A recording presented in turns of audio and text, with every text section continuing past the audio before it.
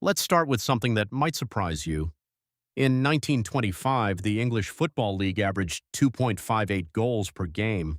Attendances were dropping. Newspapers were calling football boring.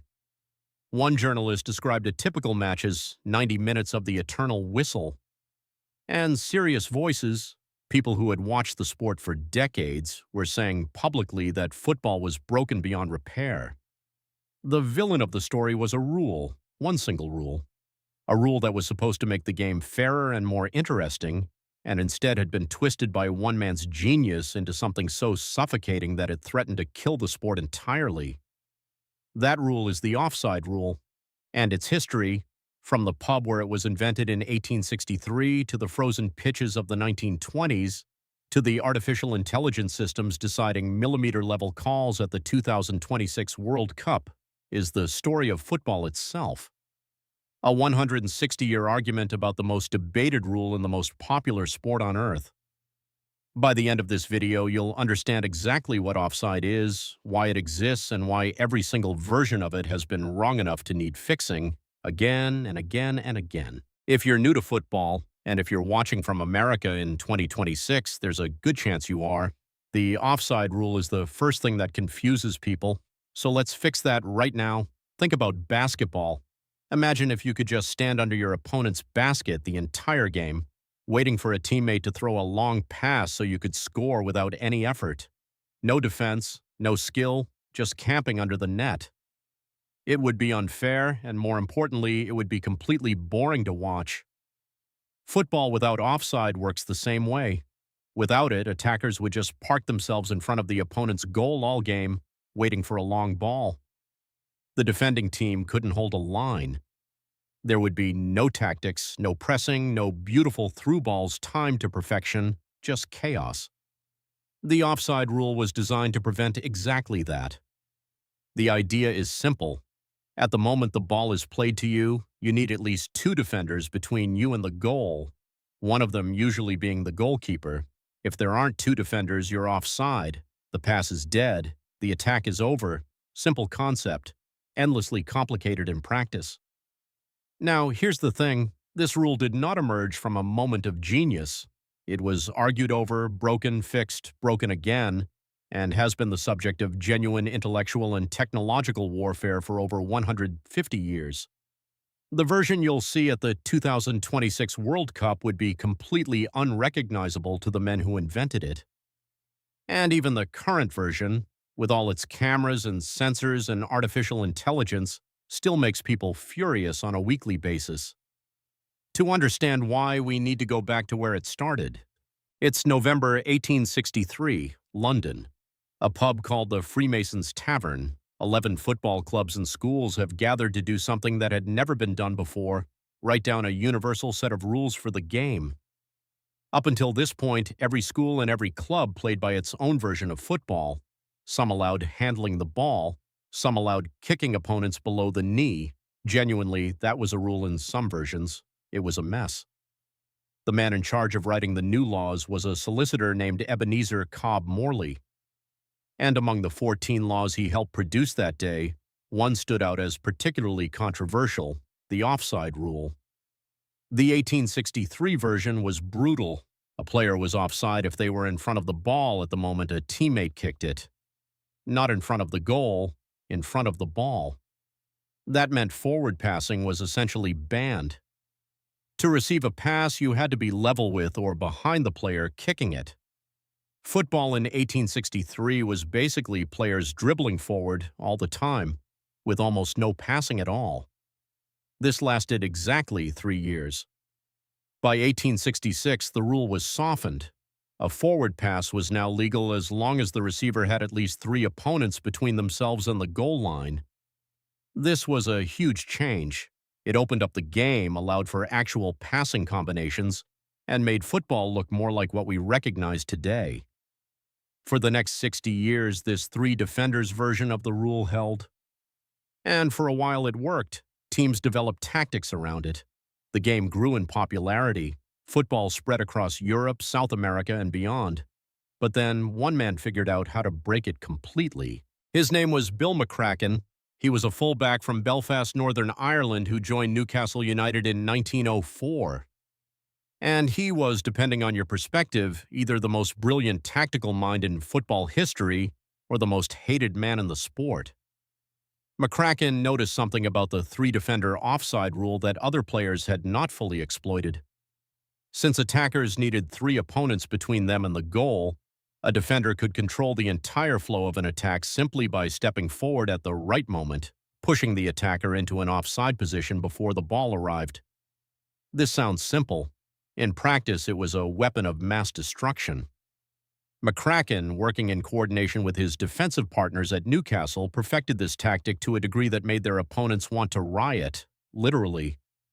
On one occasion, opposing fans invaded the pitch in protest. The term McCrackenism entered the football vocabulary. Newspapers called him the Offside King.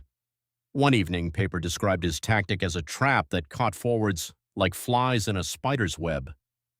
The tactic spread. By the early 1920s, dozens of clubs across England had copied the Newcastle model. Referees were blowing for offside 40 times per game, 40 times, in a single 90-minute match. Attacking moves were being killed before they started. Games would be compressed, in one journalist's words, into a narrow sliver of land either side of the halfway line. The numbers tell the story. By the 1924-25 season, the English Football League was averaging just 2.58 goals per game. Newcastle themselves drew 0-0 at Bury in February 1925, their sixth goalless draw of the season. The fans stopped coming. The newspapers declared crisis. The Football Association faced a choice: fix the rule or watch the sport slowly suffocate. They chose to fix it. In June 1925, at a meeting in Paris, the International Football Association Board voted to change the offside rule. The new version required only two defenders, not three, between the attacker and the goal line.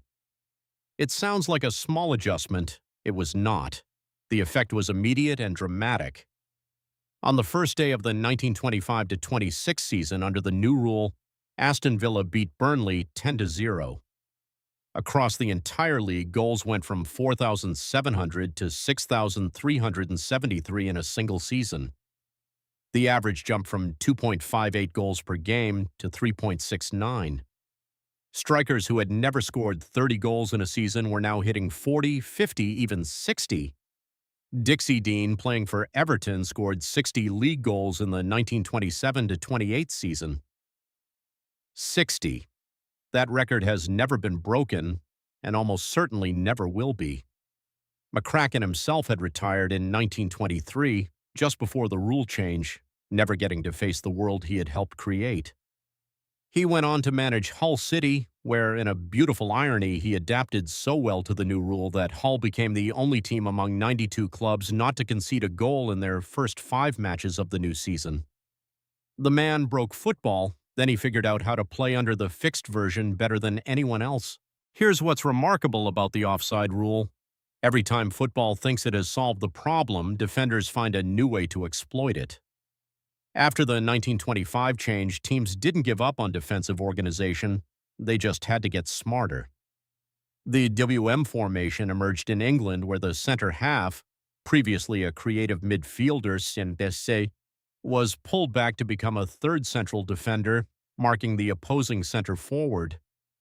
This is why, to this day, central defenders in British football are still called center halves. The position's name is a historical relic of a tactical adjustment that happened a century ago. In Italy in the 1950s and 60s, a defensive philosophy called catenaccio took this further. The word means door bolt in Italian. Teams using catenaccio would deploy a sweeper, an extra defender behind the defensive line, whose entire job was to mop up anything that got through. Combined with a coordinated offside trap, it made Italian club football some of the most defensive, and by some accounts most unwatchable, football in history. But catenaccio also produced some of the most tactically sophisticated football ever played. The chess match between a perfectly drilled offside trap and an attacker trying to time their run to the millisecond, that tension is one of the things that makes football endlessly compelling. By 1990, another rule adjustment gave attackers a marginal advantage. If a player was level with the last defender, not ahead of them but exactly level, they were now considered onside.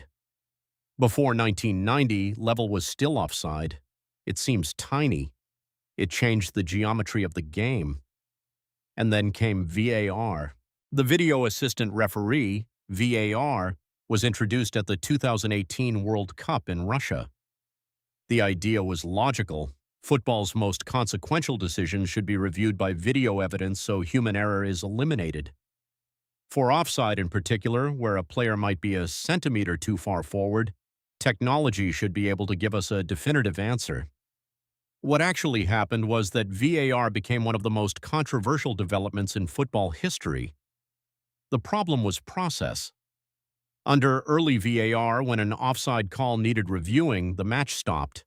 Officials in a video room manually drew lines across the screen, one for the defender, one for the attacker, trying to determine who was in front of whom at the exact moment the ball was played. This process took an average of 70 seconds, sometimes 3 or 4 minutes. Goals were scored, celebrated by thousands of fans, and then taken away several minutes later because a player's armpit was judged to be 1 centimeter in front of a defender's shoulder. And that's not exaggeration. Exact centimeters, exact body parts. The phrase armpit offside entered football vocabulary. It described the absurdity of a technology that could measure the precise protrusion of a shoulder blade, but took 3 minutes to do so, killing all the joy in the process. Fans hated it. Players hated it. Commentators who had spent careers calling goals in real time hated it. The fundamental question, is this good for the game, had a deeply contested answer. FIFA's response was to go further into technology, not less. For the 2022 World Cup in Qatar, they introduced semi-automated offside technology, SAOT. 12 dedicated cameras mounted inside each stadium track the ball and up to 29 specific data points on each player's body, updating 50 times per second. A sensor inside the match ball sent data 500 times per second, detecting the precise moment the ball was kicked. Artificial intelligence then combined all that data to make an offside decision in seconds rather than minutes. The 3D animated reconstructions it produced, showing skeletal outlines of players positioned in space, looked like something from a science fiction film. The decision time dropped from 70 seconds to around 20.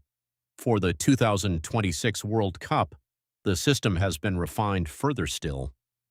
An accelerated version now gives match officials instant notification when a player is more than 10 centimeters offside, stopping the game immediately rather than waiting for a post-play review. The goal is to make offside decisions faster than human perception, to call it before the crowd has finished reacting. A rule invented in a pub in 1863 now requires artificial intelligence running at 500 calculations per second to enforce. Here's the thing about the offside rule that never changes no matter how many times it's been rewritten. It's an attempt to solve an unsolvable problem. Football is a game of space and time. Defenders want to compress space. Attackers want to exploit it. The offside rule is the mechanism that regulates that tension. Too strict, and the game becomes defensive, boring, unwatchable, as it was in 1925. Too lenient, and attackers can exploit it trivially, which is why the rule was introduced in the first place in 1863. Every version of the rule has been wrong. Every version has been exploited. Every change has created new problems that required new solutions. Bill McCracken broke the rule with his feet and his brain. VAR broke it with bureaucracy and a video screen.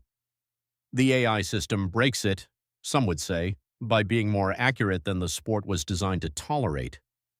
Because here's the final uncomfortable question: if a player's armpit is technically, measurably, provably 2 centimeters offside, should that cancel a goal? The rule says yes, your gut says maybe not, and that tension between the letter of the law and the spirit of the game has been the central argument in football for 160 years. It will not be resolved by better cameras. Subscribe. Next episode, the story of how an entire country hosted the World Cup. and what happens to a nation when the pressure of history becomes too much to bear.